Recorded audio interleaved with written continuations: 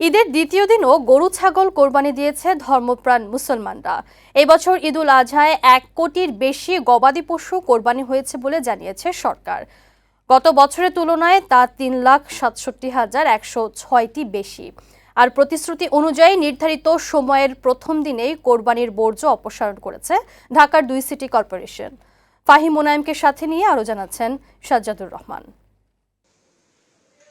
এবার ঈদে সারা দেশে পশু কোরবানির হার বেড়েছে।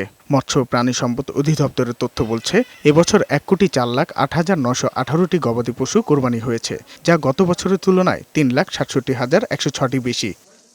সবচেয়ে বেশি গরু ছাগল কোরবানি হয়েছে ঢাকা বিভাগে এবং সবচেয়ে কম কোরবানি হয়েছে ময়মনসিংহ বিভাগে। ঈদুল আজহার দ্বিতীয় দিন মঙ্গলবার রাজধানী সহ দেশের বিভিন্ন এলাকায় গরু ছাগল কোরবানি দিয়েছেন ধর্মপ্রাণ মুসলমানরা। প্রফেশনাল কসাই দিয়ে করাই, ওরা খুব ব্যস্ত থাকে প্রথম দিন। দ্বিতীয় দিন হলে ওরাও একটু ইজিলি করতে পারে। আস্তে ধীরে ধীরে দেওয়া যায়, আরামসে দেওয়া যায়, লোকজন হজবল থাকে না। ঈদের দিন একটা বিশেষ দিন, নামাজ টামাজ পড়ে এই যে কাভার করতে পারি না, তা দ্বিতীয় দিনটা আমাদের ফ্রি লাগে।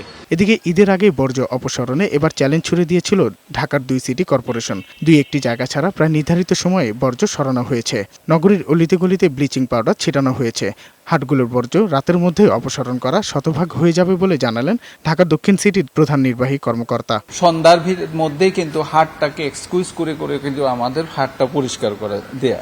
এখন দ্বিতীয় দিনে কোরবানি বর্জ্য অপসারণ নিয়ে পরিচ্ছন্নতা কর্মীদের ব্যস্ততা। সাজ্জাদুর রহমান, বৈশাখী সংবাদ, ঢাকা।